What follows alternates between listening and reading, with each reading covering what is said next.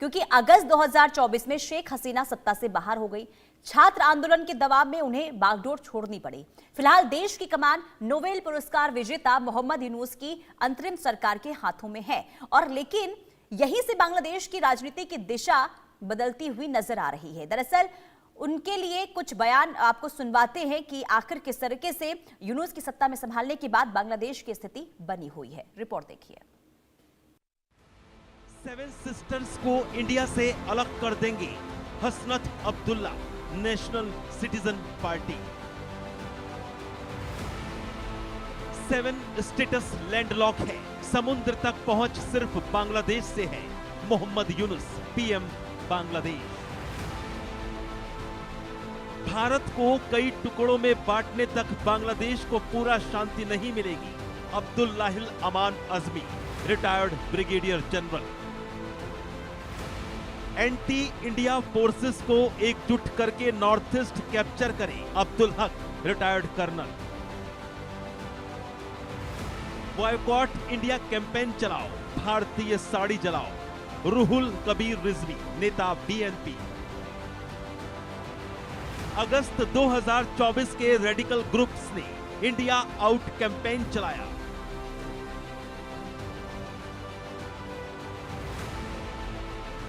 क्या ये बांग्लादेश का पाकिस्तानी एजेंडा नहीं है? क्या शेख हसीना के समय तक ऐसे बयान आते थे? नहीं तो अब क्यों? पूरी कहानी समझाएंगे, पाकिस्तानी साजिश से भी रूबरू कराएंगे। लेकिन उससे पहले समझते हैं भारत बांग्लादेश के रिश्ते कैसे रहे। शेख हसीना के समय सबसे बेहतर दौर में थे। ट्रेड और connectivity, railway, port access, transit पर काम हुआ। बॉर्डर सिक्योरिटी, आतंकवाद और उग्रवाद पर मिलकर कार्रवाई हुई। भारत के पूर्वोत्तर राज्यों को बांग्लादेश के रास्ते समुद्री रास्ता मिला। शेख हसीना के समय भारत के लिए बांग्लादेश भरोसेमंद पड़ोसी था। लेकिन जेंजी आंदोलन के बाद जब विद्रोह बढ़ा तो शेख हसीना को बांग्लादेश छोड़ना पड़ा। उन्होंने भारत से मदद मांगी और भारत ने उनकी मदद भी की। उनके बांग्लादेश छोड़ते ही बांग्लादेश की चुनावी राजनीति में एक नया ट्रेंड दिखा। जितना ज्यादा भारत विरोध, उतना ज्यादा वो खुले मंचों से भारत के खिलाफ बयान आने लगे। रैलियों में भारत दखल दे रहा है जैसी भाषा का इस्तेमाल पहले जो बातें बंद कमरों में होती थी अब माइक पर हो रही हैं। भारत के नॉर्थ ईस्ट को अलग थलग कर देंगे जैसे बयान यूनुस के समुद्री गार्जियन बन सकता है। जैसे बयान भारत को बाईपास कर चीन के रास्ते से ट्रेड करने की धमकी। यानी साफ है भारत के लिए ये सिर्फ बयान नहीं, सिक्योरिटी अलार्म है। ऐसे में मन में एक ही सवाल उठता है, क्या बांग्लादेश मालदीव को दोहराने की कोशिश कर रहा है? 2023 में मोहम्मद मोइजू ने इंडिया आउट कैंपेन चलाया। भारत दखल दे रहा है जैसे आरोप लगाकर चुनाव जीत गए। सरकार बनने पर भारत से पूरी तरह कटना संभव नहीं बोले।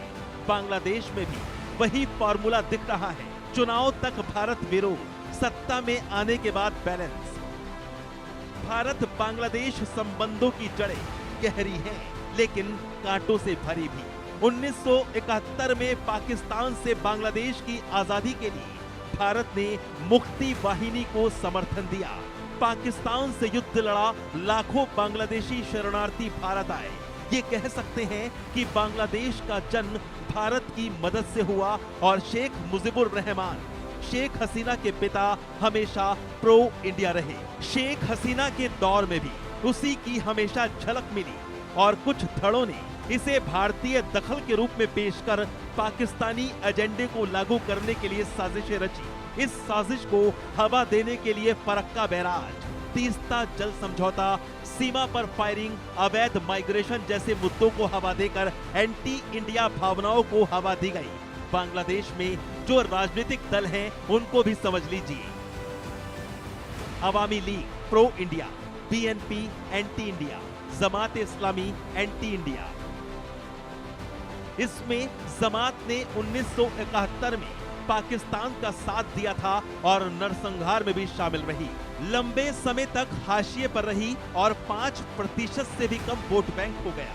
लेकिन अब अवामी लीग कमजोर हो चुकी है, बीएनपी बिखर रही है, पावर वैक्यूम में जमात मजबूत होती दिख रही है। तो इसका मतलब साफ है, एंटी इंडिया सोच को हवा दी जाएगी।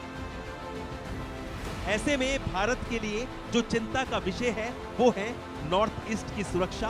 बांग्लादेश, चीन और पाकिस्तान के करीब गया तो नॉर्थ ईस्ट में खतरा, भारत के 7 पूर्वोत्तर राज्यों की कनेक्टिविटी खतरे में पड़ सकती है।